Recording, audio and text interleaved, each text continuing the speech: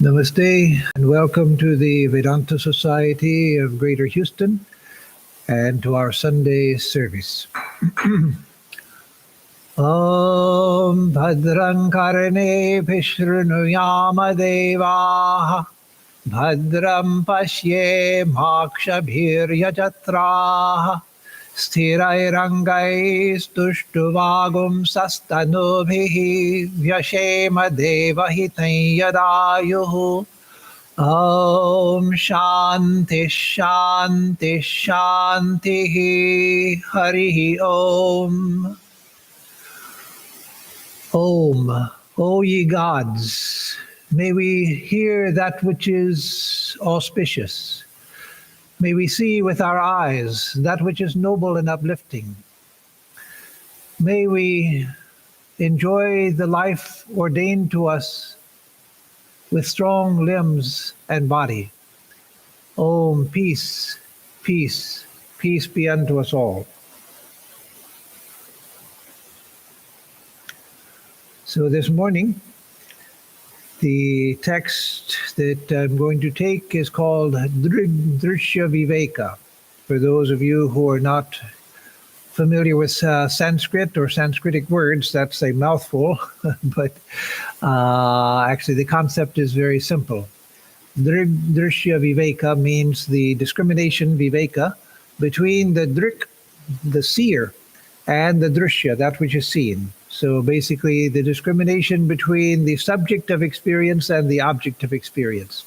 So it doesn't refer just to that which is seen with the eyes, but all objective experience. Everything that is perceived in distinction from that which is the perceiver. And so this is it's a very small text. It's only 46 verses. In fact, according to some, the main text ends on verse 31, and the rest of the text is sort of an addendum to explain a minor point. But even being just 31 main verses long, it's too long to take for one class, so there will be the lecture today, and then next Sunday I'll speak on the same.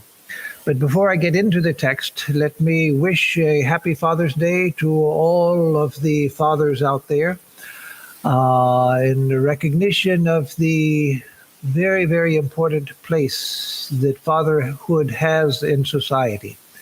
There's the motherhood and fatherhood, the two foundations of human society.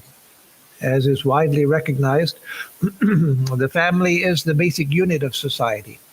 And when the family unit is strong, then society is strong. When the family unit begins to weaken, then the society itself weakens.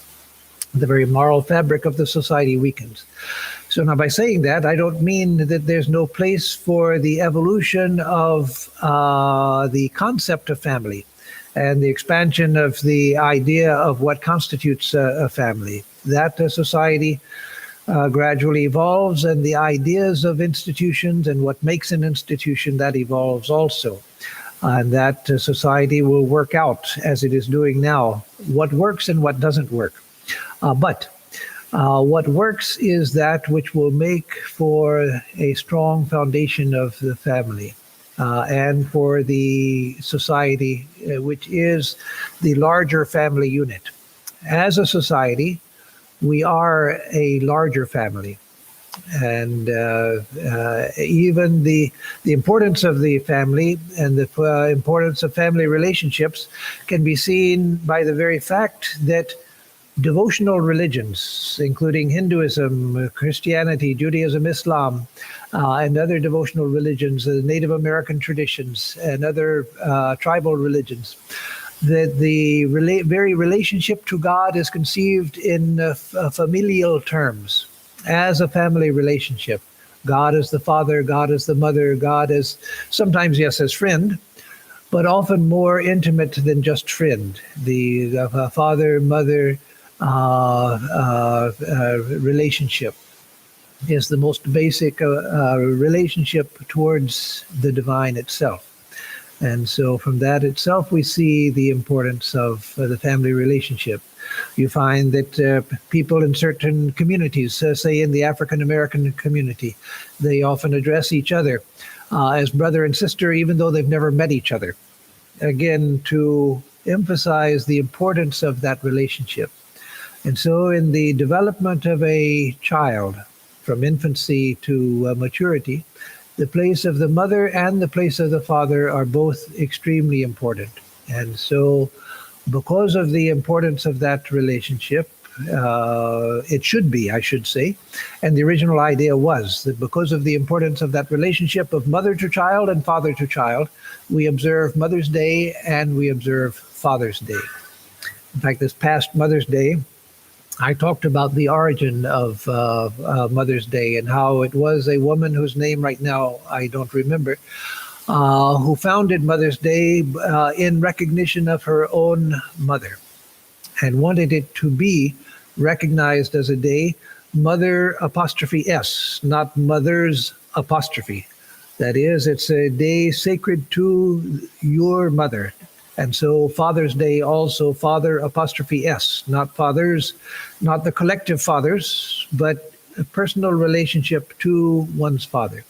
So again, with that, I salute all fathers and the very idea of fatherhood, the importance of fatherhood, the importance of the family in society, and for in the observance of Dharma, which I explained last week. So don't ask me what Dharma means because it's too big to translate.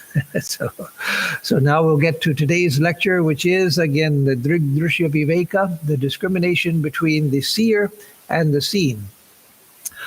As far as authorship of this small text, the different commentaries mention three different authors.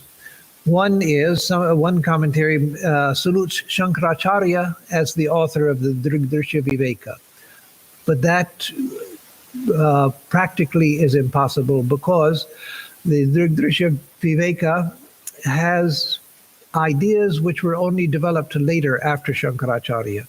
The three different ideas of the nature of the jiva, the individual soul. Of course, Shankaracharya is fundamental to his Vedanta and to the Upanishadic Vedanta, the concept of the jiva. But the problem with philosophy is the more you philosophize, the more distinctions you begin to make. And so post-Shankara, there were several problems that philosophers faced in explaining the Advaita philosophy. And so they began to refine the concepts and make more distinctions in order to solve certain philosophical questions. The beauty of Shankara's Advaita philosophy is its simplicity. He didn't go into unnecessary distinctions. He made distinctions where a distinction was needed for spiritual practice and for spiritual understanding. But again, philosophers don't remain satisfied with that. There's the same problem in the path of devotion with the ritualism. You start doing puja, ritual, and pretty soon you think, well, it'd be nice to add this in. Let me do this also. And then you add that in. And then you think, well, really, if I do that, then I should also do this other thing. So let me do that also. And pretty soon you've tied yourself up in so many knots of all of the things that you have to do every day in order to do your puja. You've just made life complicated for yourself. And so just as in devotion, Sri Krishna says, one who offers to me a leaf, a flower, water, a fruit, that's all. I'm satisfied with that gift of my beloved. And so we don't need to go on complicating. We can do just a simple ritual as an offering of the heart. And so with the philosophy, not to overcomplicate the philosophy, so that we tie ourselves in knots.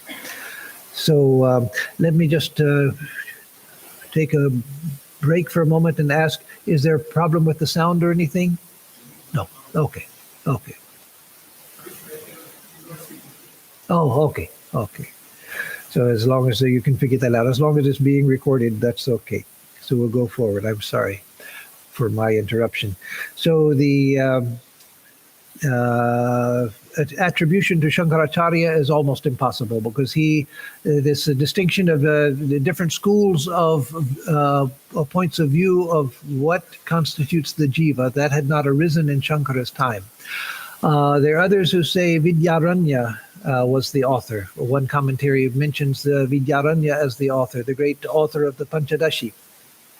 That also is highly unlikely because this text takes a particular view of the jiva which was negated by Vidyaranya. And so that is unlikely also. So Shankaracharya and Vidyaranya are unlikely. Third person claimed by some commentaries to be the author was one named Bharati Tirtha. Bharati Tirtha was the Jagat Guru of Sringeri in the 1300s, and he was the Guru of Vidyaranya. And so it's possible that Bharati Tirtha was the author of the Drg-Drshya-Viveka. He was a great teacher. There are other books that he wrote. And so unless it's someone that's not mentioned in any of the commentaries, then it's probably best to take Bharati Tirtha as the author. Even though his disciple Vidyaranya gave a differing view of the jiva, that happens. If spiritual life and spiritual ideas were completely repetitive from guru to disciple, there would never be any growth of religion.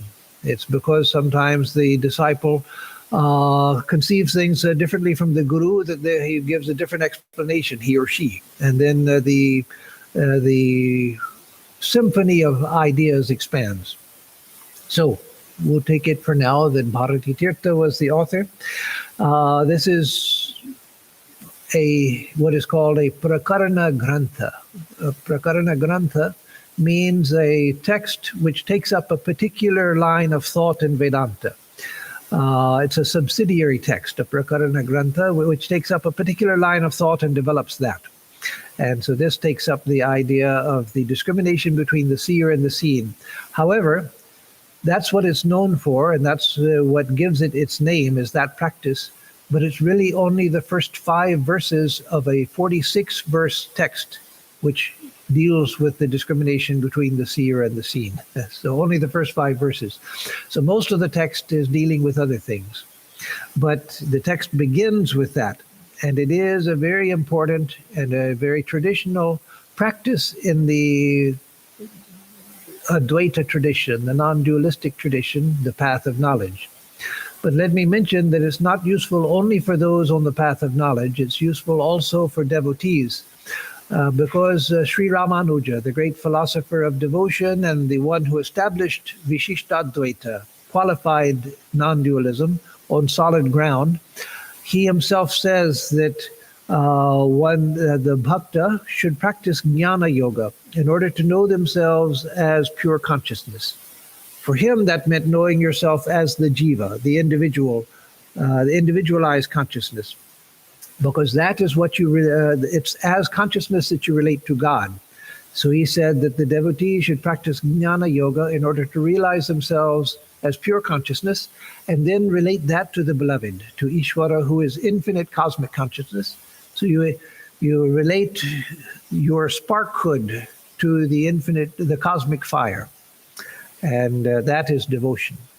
So this is useful not just to those on the path of knowledge, but it can be useful to those on the path of devotion as well. So let me come to the first verse. And actually, as I said, the first 5 verses only deal with the discrimination between the seer and the seen. But the very first verse, it tells the essence of the whole thing. The whole idea is contained within the first verse. The other verses just expand that idea. So it's unusual that any Sanskrit text does not begin with a Mangalacharanam. That is a verse of salutation. It's considered a Mangalacharanam. That the very term itself means that which is to get off on an auspicious start. And so you begin with the salutation of your guru, or of God, or your Ishta, or the sages of your tradition, whatever. But you begin with the salutation. However, this text, which is very unusual, it does not begin with a verse of salutation. It just launches straight into the text. And so the first verse says, Rupam drishyam lochanam drik, tad drishyam drik tu manasam. Drshya-Viveka sakshi, Drg-eva natu drishyate. So that says, in a very beautiful and very concise language, Rupam drishyam lochanam drik. Form is the seen. What do we see? We see nothing but form. Actually, we see nothing but color. But the patterns of the colors give rise to the perception of form. I see a chair in front of me which is red with bronze-colored legs. It's because of the color that I get the limitations of the color that I get the idea of the form. So I see, with the eye, I see color or I see form. It comes to the same thing. So I see form. The form is that which is seen with the eye, and the eye is that which registers form. The light comes from the chair, from the people, from the building, and lands on the retina, and there an image is formed. The light-sensitive, light-receptive, light-sensitive cells in the retina, they react to the incoming light, to receive the image of that which is coming into the eye. So rupam drishyam lochanam drik. In simple terms, form is the seen and the eye is the seer. Tad drishyam drik tu manasam. But the one who sees the eye is the mind. So the eye perceives the form, but the mind perceives the eye. So the image goes from the retina up to the optic nerve, and then the mind reacts, and in the mind the image is formed. So the mind is the seer of the eye. Drg-Drshya-Viveka Drg-eva. So the seen are the waves of the mind. So that the image comes to the eye perceives it. The image in the eye goes to the mind perceives it. But the mind is perceived by the sakshi Drg-eva. The sakshi alone is the real seer, because the eye is jada, that is, it's insentient. The eye by itself can't see anything. It's because of the sakshi, because of chaitanya, because of consciousness. Because of consciousness that the eye can see. So the eye is the seer only in a very relative sense, in the sense of receiving the image.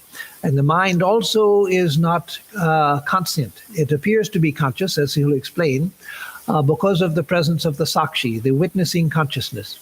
But consciousness alone is conscious.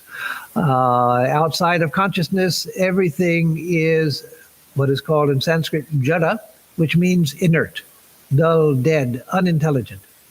And so that which is seen by the sakshi are the modifications of the mind, the dhivrittaya, the dhivrittis seen by the mind, by the consciousness. So the sakshi is the seer. Natu drishyate, but the sakshi is not seen by anyone. So when you get to the witnessing consciousness, you've come to the end of the process. Because from a logical standpoint, you have to come to an end of the process, because the question would be in purely logical terms. We're not talking right at this moment. I'm not talking about experience, but just logic.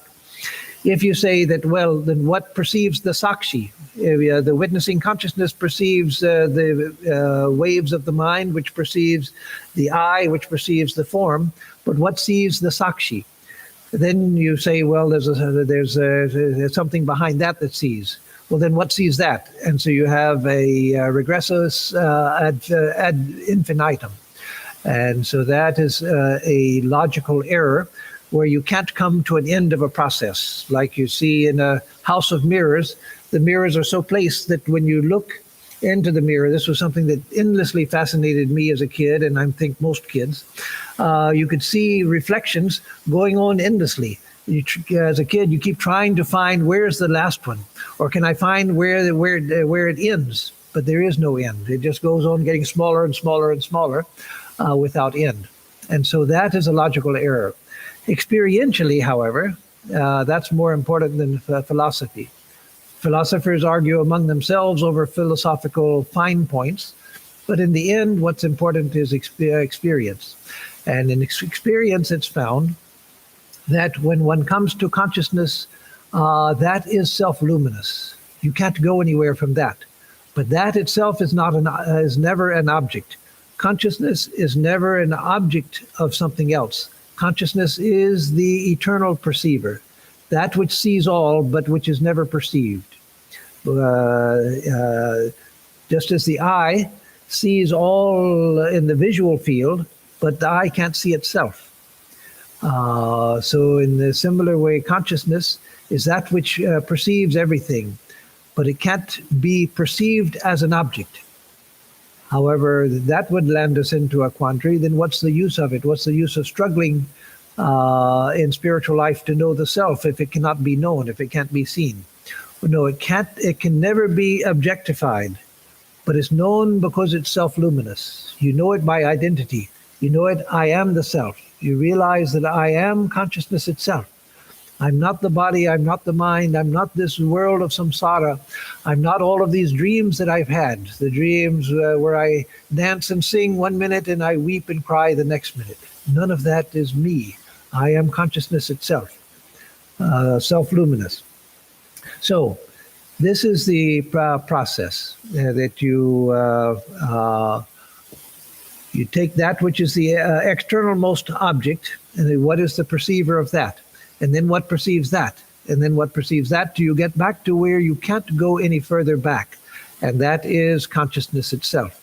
So what is said here of form, visual form, is true of all the five senses.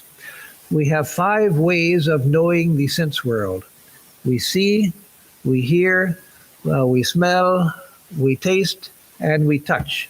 Those are the only five ways we have of knowing the world around us.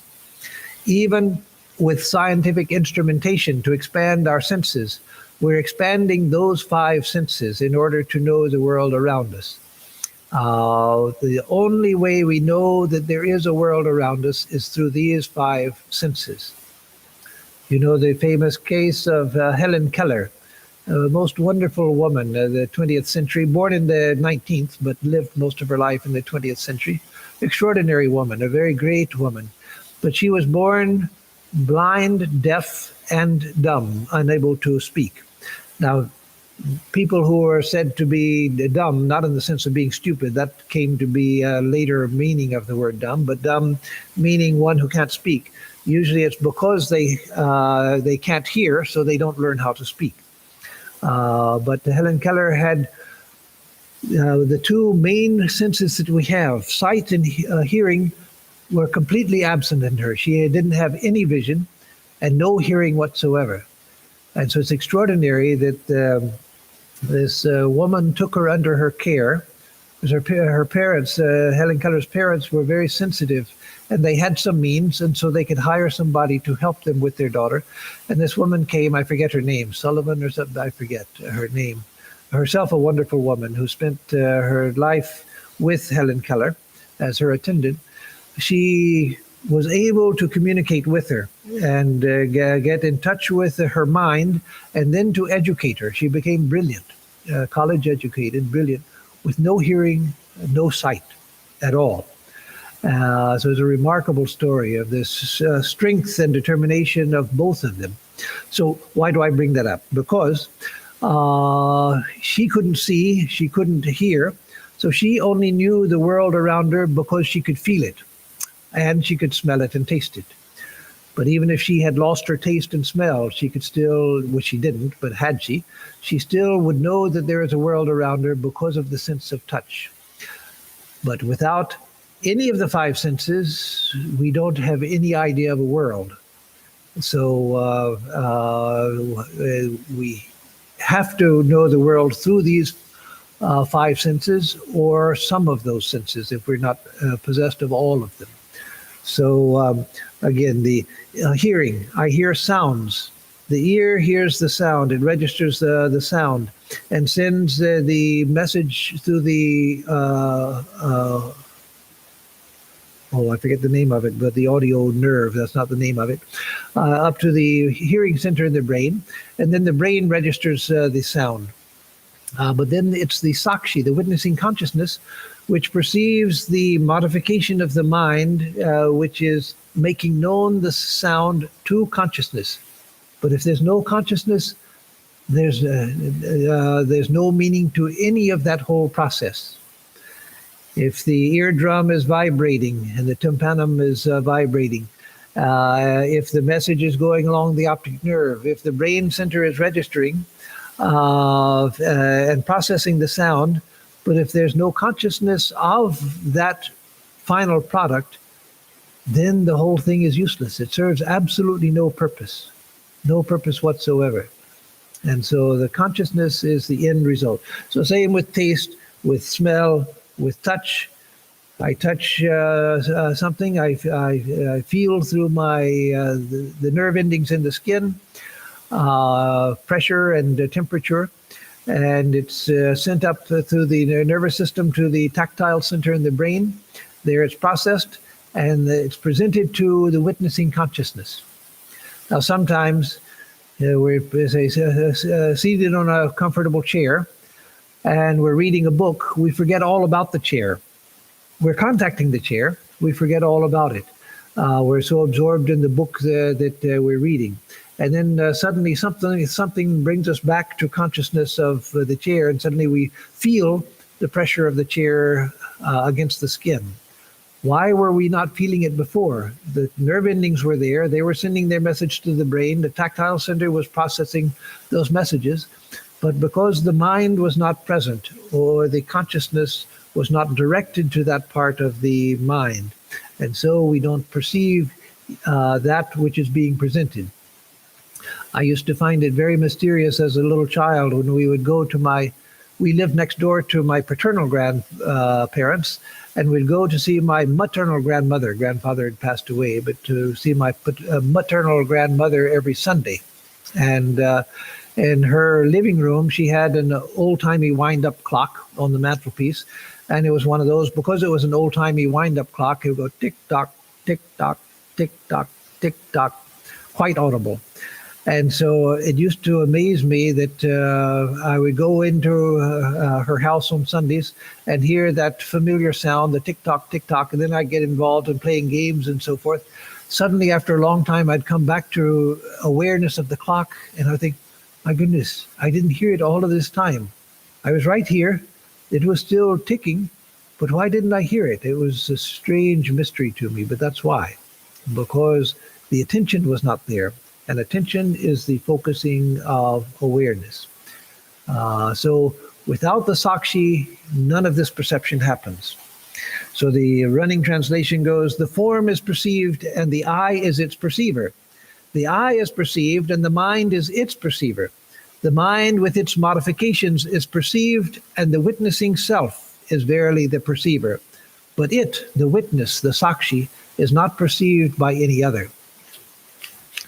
Then verse 2 says, Nilapita stula sukshma rasva dirghadi bhedataha nana vidhani rupani pashyellochana mekadha. Here it says that the eye perceives variety, such as blue and yellow. That is different colors. Blue and yellow here stand for, and other colors, blue and yellow and other colors. Stula sukshma, gross things and very subtle, refined things. Rasva dirgha, short things and long things. The eye is able to perceive all of these differences. Nana vidhani rupani, it's able to see all of these various forms. Pashyellochana mekadha, because the eye as far as external perception goes, the I is one. The I sees all of this variety because it has an internal unity. And therefore, I can see red and beige and cream color and yellow and blue and big forms and little forms, refined forms and gross forms, short and long, tall and fat, etc. All of that I can see because all of that is registerable in the I. The I being compared to that, the I serving as a unity, like the screen of a movie theater. If you project a film through a projector out onto a busy street, you're not going to see anything because falling on moving cars and people walking and all of that. You need a unitary screen, a clean field, which is stable and one, in order to catch all of the diversity that's in a movie. And so the I serves as that. The unity of the I is able to capture all of this diversity. And then it goes on in verse 3. Andhyamandhya patutvaeshu netra dharmeshu chaikadha sankalpa yen manah shrotra tvagadau yojyatam idam. So this says that the I itself, as far as being able to perceive the diversity of the visual field, it serves as a unitary screen. But the eye itself has different qualities.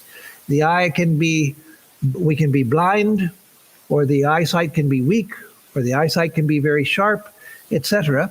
And so there are different qualities to eyesight.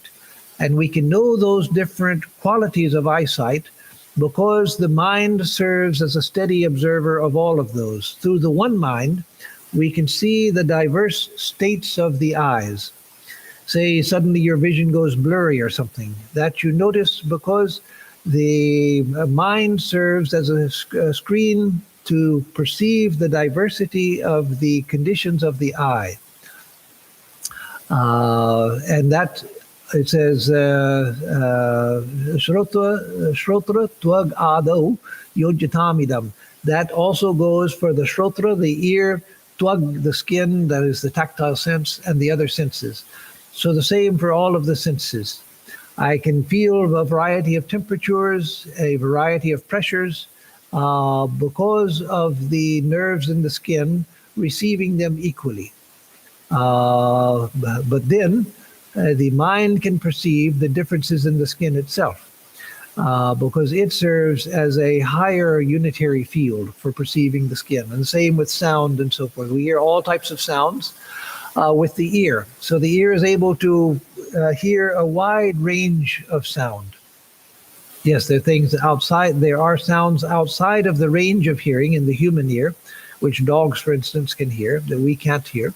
But the audible spectrum for a human being, we can hear that, and we hear noise, we hear music, we hear pleasant things, we hear unpleasant things. All of that we hear with the same ear. But then the mind perceives the ear, and so the mind can perceive sharp hearing, weak hearing, etc. And so the idea is that you go to a higher and higher unity until you get to the final unity. So then verse 4 says, Kama sankalpa sandeho shraddha shraddhe dhriti tare hrir dhir bhir ityeva madin bhasayat yekadha chitihi. So here this says that it's talking about different states of the mind. Just as the one eye can see all of the variety of form, and the mind can see variety of eyesight, changes in the eyesight, so the changes in the mind can be perceived, such as desires arise in the mind, sankalpa sandeho, determination as well as doubt, being sure about something as well as having doubt about something. The same mind, 1 minute says, well, I'm sure about that, And the next minute says, well, no, I've got some doubts. Shraddha Shraddhe. One moment I have faith in something, the next moment I say, well, no, that I don't have faith in anymore. My faith has been destroyed. How is it that we know those two as pertaining to us? Drti-tere. Driti, steadiness, and itere means, itera means the opposite of that, other than that. And so Drti-tere means stability and the lack of stability, steadiness and the lack of steadiness. And then Hri, modesty, Dhi, intelligence, Bhi, fear, and other mental states. Bhasayati ekadha chitihi. The one consciousness perceives all of these varieties in the mind. So again, see the idea. This is the whole point of the Drg-Drshya-Viveka, that the consciousness can perceive all of this variety and all of the internal variety, the variety of the mind as well, because consciousness is the one unified field that perceives everything. Against that, all variety is perceived because it is perfectly unitary. The mind is not. The mind can see varieties of forms and all of that. The eye can see a variety of forms and colors and all of that. But the eye itself is not perfectly unified. The eye has different states. Sometimes our eyesight is stronger, sometimes weaker. I had a friend in upstate New York, one of our devotees in upstate New York when I was at Ridgely. He was determined not to have to wear glasses. He was getting older, in his late 50s when I knew him. And he would go to get his driver's license renewed, and he would have to have a vision test. And so he was determined he was not going to have it on his license that he had to be wearing glasses in order to drive. It was just a matter of principle with him. And so he would fast for 2 days before going in to take his vision test, because by fasting he found that his vision would become very sharp. And then he could easily read the chart to a sufficient level to pass the test. And so yes, how do we know? Before the fast, his vision wasn't so clear. After the fast, it was clear. How did he know the difference? Because the mind was able to perceive the differences in his vision. But then the mind itself is not a stable field. It's not a perfect unity.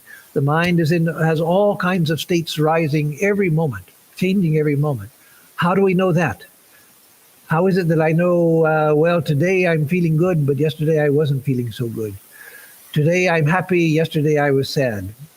Right now I feel faith in the scriptures. I'm reading them and I feel full of faith, but I know that by tomorrow that's going to go and I'm going to have the same old doubts again. How is it that I know all of these different things going on in the mind? You see, the mind is changing. What gives the sense of unity? What gives the sense that, yes, the mind is in this state now, it's in that state otherwise? There has to be something stable in order to measure the changes against. So that's the point here. The 2 points that are related to each other. The one point is that the difference between that which we see and that which is the perceiver. But then the additional point going along with that in order to perceive difference, there has to be something steady which is capable of registering difference. If the eye were not a unity, now you may say that, well, the 2 eyes are there. Well, that's true. We've got 2 eyes, and that's what gives us the possibility of depth perception. But even a person who's lost an eye, it's because of the relative unity of the retina, the screen against which the light is focused by the lens, that we are able to see all of this diversity. Because of the relative stability of the mind in relationship to the eye, that we're able to perceive the differences in eyesight. And it's the utterly stable, unmoving, unchanging Sakshi, witnessing consciousness, which allows us to see all of this distinction. All distinction is possible because of that. How miraculous it is that we see, we hear, we smell, we taste, and we feel. And yet all of these 5 ways of knowing fit into a harmonious field of experience. Seeing form is completely different from hearing.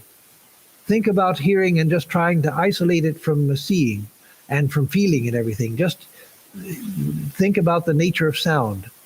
And then think about just the nature of sight without any of the other senses coming in. And then just the nature of touch. If you're blind and deaf like Helen Keller, all you can do is to feel what that is. And then with taste and smell. Taste and smell are closely related to each other. The other senses are completely different one from the other. And yet, we put all of this together into a cosmic whole of perception, where I touch this table, and even if I'm not looking to see my hand, I know that I'm touching the table. And then I smell a flower, and I see the flower, and I know that it's the same thing that I'm smelling and seeing. And then I touch the flower and realize that's the same thing. How is it that all of this diverse information is put together into a whole? It's only because of the unitary consciousness behind, which is able to see all of this diversity. The background against which all of this is perceived. Not background in a spatial sense, that it's back here somewhere, the Sakshi is back there somewhere watching from behind, no. But just in a purely logical sense, the background. Have you ever thought about how it is that just take the visual field for simplicity's sake. We could add in the other senses also, but just for simplicity's sake of speaking about it, just think about the visual field. We see all of this. I can see through the door of the temple. I can see houses on the other side of the street. I can see their cars. If I went out, I could see the sky. I could see the clouds. I could see the sun, etc. All of these things I can see. But what is it that puts it all together? As I've said on other occasions, not for a long time I haven't said it, but I have said it here before in other contexts, that we are perceiving unity all of the time. Unity is the first thing we perceive, or actually the first thing we perceive is the sense of I, and then the unity of perception. All of this that we see, it's held together in unity by what? By the very fact that it's held within consciousness. All of this is perceived within consciousness. It's resting within consciousness. The strange thing is that consciousness is the reality. We're dealing with it every moment, even when we're asleep. The consciousness is there. It's the reality supporting everything, and yet that's the one thing that we don't see. It's the most obvious thing, but it's the thing that we don't see. But the very fact that we see all of this as a unity, we speak of the world as if it were a unity. What makes it a unity? All of these different things. What keeps it from being just a collection of junk? We see it as a unity because of the unitary field of consciousness. It's within the unitary field of consciousness that everything appears. And so that is the idea here. So then we come to verse 5, which again ends the discussion of the discrimination between the seer and the seen. Here he says, No deti nastametyesha na vriddhim yati nakshayam swayam vibhatyatanyani bhasayet sadhanam vina. Na udeti, na astameti, esha na vriddhim yati nakshayam. Na udeti, this, the witnessing consciousness, na udeti, it doesn't rise. Like udeti is like the sun rising. But this consciousness doesn't rise. That is, it doesn't come into being with birth, nor does it come into being when you wake up in the morning. There's no rising for it. It always is. Nodeti nastameti esha. Nor does it set, like the setting sun. So that means that when you die, it doesn't disappear. the witnessing consciousness, which you are. That's who you are. When I say I, if I were a true Vedantin, I should always think I, the Atman, I, the self. Swami Swahananda used to say that one definition for a Brahmajnani, a knower of Brahman, is that when they wake up with the thought, I am Brahman. An ordinary person wakes up with the thought, oh my, where am I? Oh, I'm in my bed. I'm here at home. I've got so many things to do today. I better get out of bed now because it's time. Let me see what happened to the alarm clock. I didn't hear it this morning. Did it go off or did I wake up early? All of these thoughts start going through the head. But for a Brahmajnani, the first thought is, Aham Brahmasmi, I am Brahman. Because that idea of I is realized to be Brahman. And so this never rises and it never sets. It's always there, unmoving, unchanged. Nodeti nastameti esha navriddhim yati nakshayam. Nor does it grow, nor does it decay. It has neither growth nor decay. Everything in the world has growth and decay. Even the mountains grow and decay. The Himalayas are a mountain range which is still growing because the Indian tectonic plate holding India is still crashing into Asia, which has pushed up the Himalayan mountains and is still moving into Asia. And so I forget what it is, but after you take away erosion, every century the Himalayas are growing by, I forget whether it's a centimeter or 2 centimeters or something like that, every century. So not growing fast, but it's growing. And so it's not that every 100 years suddenly there's a moment where they jump up and then you wait another 100 years and then they jump up. No, every moment they're rising, every moment they're rising. The plate is continually moving into Asia by human standards very slowly, but nonetheless happening every moment. And the mountains decay. Mountains like the Appalachian Mountains, they used to be, it's believed, higher than the present Himalayas. But now they're very small mountains. They are like the foothills of the Himalayas. The highest of the Appalachian Mountains is, oh gosh, I know it, but I'm not going to try to think of it now. I'll get distracted. But it's only a little over 7,000 feet tall. Mayavati is in the foothills of the Himalayas, and it's already on the halfway up a mountain, and it's at 6,500 feet. And the top of the mountain is 7,000. So that's just the foothills of the Himalayas. The Himalayas go vastly higher than that. And that's already at the height of the highest of the Appalachian Mountains because they are wearing away. They're no longer growing, they're shrinking. But this has no growth and no decay. Swayam vibhati ata anyani bhasayet sadhanam vina. Swayam vibhati. It's self-luminous. It shines of its own. The self, pure consciousness, shines of its own. Anyani bhasayet sadhanam vina. But it illuminates other things without any other means. So it, being self-luminous, it illuminates everything else without any other aid. So this is the self. That is what is behind this process of Drg-Drshya-Viveka, discrimination between the seer and the seen. So the running translation here is, this consciousness neither rises nor sets. It does not increase nor does it suffer decay. Being self-luminous, it illuminates everything else without any other aid. That is, just by itself, it illuminates everything here. Everything that we perceive is perceived through consciousness. And eventually we find that consciousness is the only reality. That's why, if there is no one there to perceive a sound, there is no sound.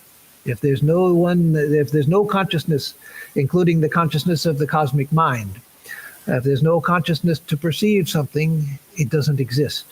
Because everything exists only in consciousness. Where there is no consciousness, there is no existence. And so consciousness is the source of all. It's not just the source of perception. Yes, it is the source of perception. It's consciousness of something which makes us conscious of it, or which makes it known, I should say.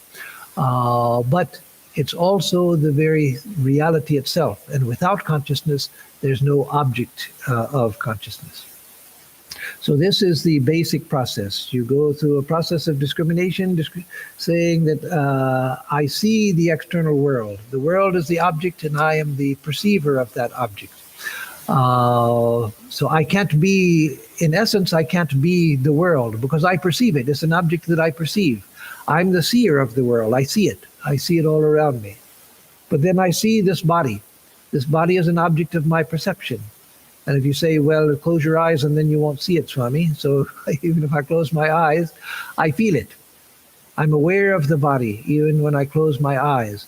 So still, the body is an object of my perception. So how can I be the body? If I am the body would know other things but not itself. Like the eye can see other things, but it can't see itself. So if I were the body, I couldn't perceive it as an object. But I see it as an object. It's always an object. It's never the subject. It's always the object in my experience. But then the mind itself, as it explains later here, the mind itself is nothing but its thoughts. And I can see my thoughts, which means I see my mind. The mind is nothing but its vrittis, that is, its modifications. And I can see the modifications of the mind. And so I am not them either. I am not they, to be precisely grammatically correct, but that sounds strange. So I am not them, to be ungrammatical but more normal speech. I am not my thoughts. They appear to me. I'm conscious of them. I'm the subject. They are the objects of my perception. I can watch my thoughts. I can watch emotions arising. I can watch memories, words, pictures, all sorts of things arising within the mind, perceptions. All of it I perceive because I'm the perceiver, not the perceived. I perceive the mind does not perceive me. And so I come again to the Sakshi, that witnessing consciousness which I am, the self, the Atman, that which perceives everything, that which is the perceiver of all objectivity. So in Vedanta, when we talk about nature or we talk about matter, we have to be clear that we're not talking of the same thing that we in the West mean by nature and matter. When we speak of matter in the West, we mean things made up of the chemical elements in the periodic table of chemical elements. Anything made up of those elements, made up of atoms and atoms into molecules, that is matter. And then you have energy, etc. But no, that's not what is meant by matter in Vedanta. Matter in Vedanta is anything that can be perceived by the senses or the mind. Our dreams are matter in that sense. No, they're not made out of the chemical elements, but they are objective. The vision even of a deity is the vision of a deity in a form. And the form is made of the very subtle tanmatras, which are the roots of matter, subtle matter. And so everything that can be objectified, even the mind and the ego, are matter.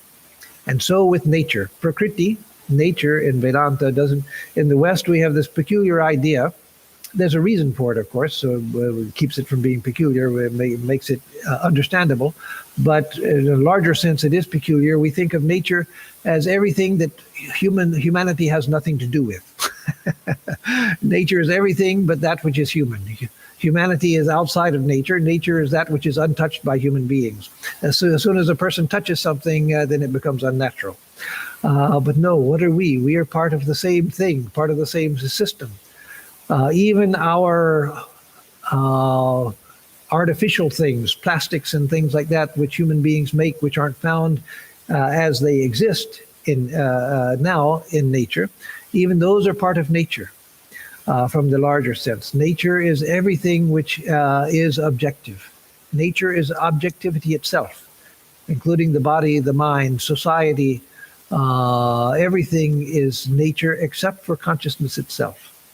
And so the purpose for this exercise, and I'll come to a conclusion now and see if there are any questions after I make announcements. The purpose of this exercise is to get a feeling for the nature of consciousness in itself. Later we come back, once we have that, we come back to a further exercise, which is not contradicted in this text, or by this text. Further exercise where we see, and he mentions it in here, that everything is consciousness. There's nothing but consciousness. But as long as I have the sense of subject and object perception, then I need to find out what consciousness itself is, Chit itself. To find pure consciousness. Then once I find pure consciousness, I find that everything is made out of that pure consciousness.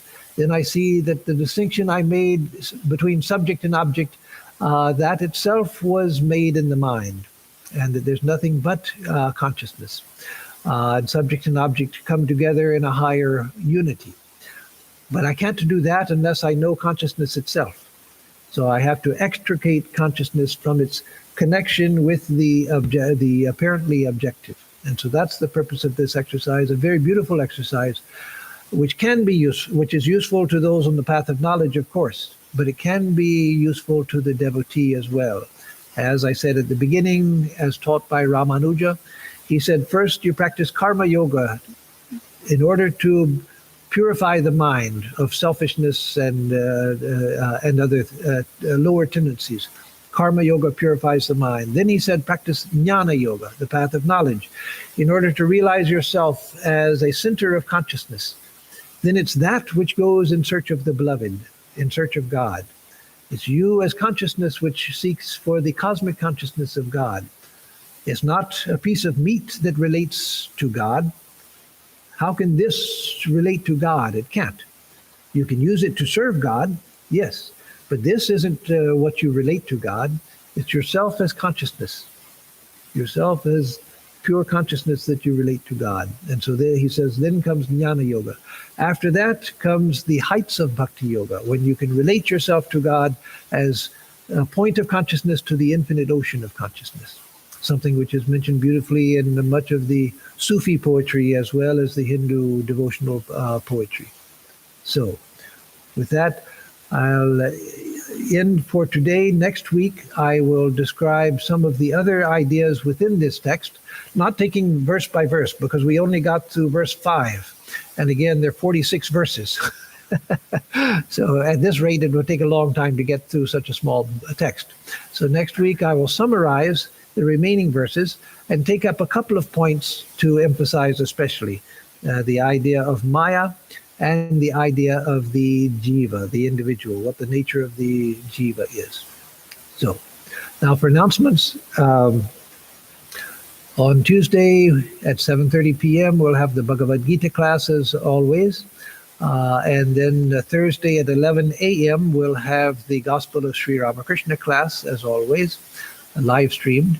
And next Sunday we will have the conclusion to the Drg-Drshya-Viveka, but it will serve as an independent lecture, because it will be discussing other points that are not closely related to these first 5 verses. As I said at the beginning, one of the unusual things about this text is that it gets its name from a practice taught in only the first 5 verses, and the next 41 verses don't closely relate to this.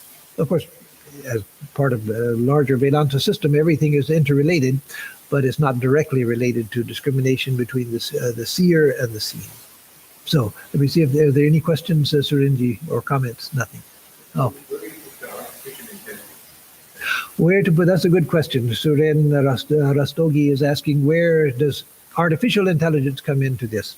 That's a big confusion in modern thinking, because there are computer geeks and computer experts who say that eventually we can make computers so intelligent that they will be intelligent or more intelligent than a human being. And so artificial intelligence is an attempt to make intelligence that is as capable as human intelligence.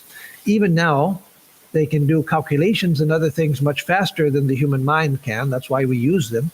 But as far as the ability to learn. And there's certain things that a human mind can do much better than a computer even now. So they're trying to improve computers, their computing capacity, to the point where it becomes real artificial intelligence. And then they think that it will be just like a human being, except for able to do much more than a human being. No. It can calculate much faster. It can produce results much faster, but there's a striking difference between a computer and human intelligence, which can't be bridged. It cannot be bridged. And so the idea that human intelligence can be replaced by computer intelligence, no, it never will be. A computer is programmed. And yes, you can now, with more and more ability, you can program a computer to learn by repeating things. It gradually stores the information that it gathers from its processes, and its store of knowledge and experience gets bigger and bigger. So its memory gets bigger and bigger. It learns to do new things on the basis of old things, and so it seems like, well, that's just like human intelligence. No, not at all. Not at all. There was a famous British physicist who came to India while I was living there back in this late 70s. I was up at Mayavati at the time, and a good friend of mine, who's still a good friend, Swami Drg-Drshya-Viveka, an Indian Swami who's a medical doctor, he was living as he lives now in Benares at our Sevashram. And although now he's in the Advaita Ashrama as a retired monk. So he told me about the visit from this physicist who came to Benares, to our ashram. And Brahmeshananda, being a very educated person with very good English, he was the one who was appointed to show him around and talk to him. So when this physicist went back to England, he wrote a letter, which my friend shared with me, in which the physicist said, I was very interested in what you told me about samadhi. I am convinced that I could program a computer to go into samadhi. So there are two interesting things about that. One is the nature of the Western scientific mind, that their first thought was not, how can I be trained so I can go into samadhi, but how can I put a machine into samadhi? And that's the first silliness in his thinking. And he was a great physicist. I've seen him mentioned in books and so forth, internationally known physicist. So the first thought was, how can I put a computer into samadhi rather than me into samadhi? The second thing is thinking that samadhi just means like putting a computer into an endless loop where it keeps repeating the same thing. Because samadhi, the definition of it is, until you attain to nirvikalpa samadhi, that the same thought rises without any interruption. So yes, that's easy to put that's bad programming, is to get a computer stuck in an endless loop. That's what bad programmers do, mistakes that they make. So no, a computer and a human being, what is the difference? A human being knows that I have this thought because of the Sakshi Chaitanya. In a computer, there's no jiva. That is, there is no consciousness which has incarnated in the computer and knows I am a computer. You can program the computer to say, oh, hello, Swami, my name's Hal, how are you? What are we going to do today? And you say, well, I'm pretty good, Hal. Did you rest well last night? And then Hal is programmed to say, yes, I rested great. I had a few bugs, but Norton took care of that, and now I'm ready to go. All of that, there's nobody inside the computer that knows what's going on because it's not conscious. That's the striking thing, that in the West, after thousands of years of deep thinking and philosophy and religion and everything, we never understood what consciousness is. There's not a self-conscious, self-aware entity which knows I am saying, oh, Swami said, good morning, Hal. And I am saying, oh, hi, Swami, I'm fine. How are you today?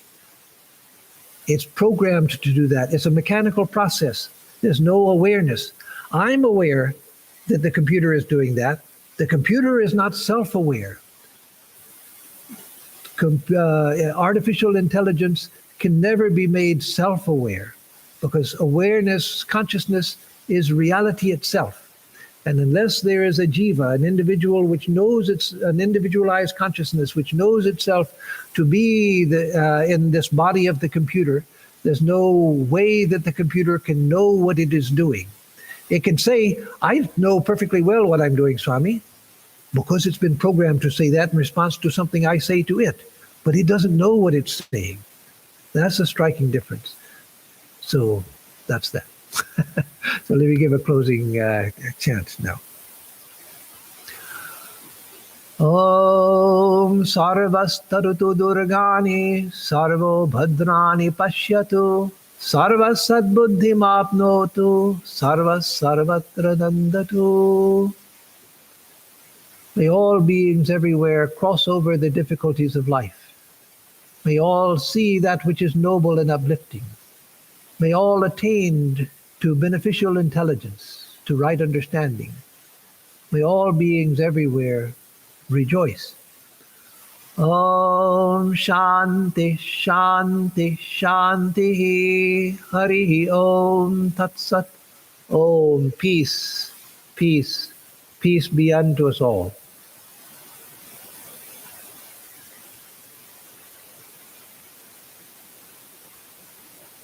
Back to the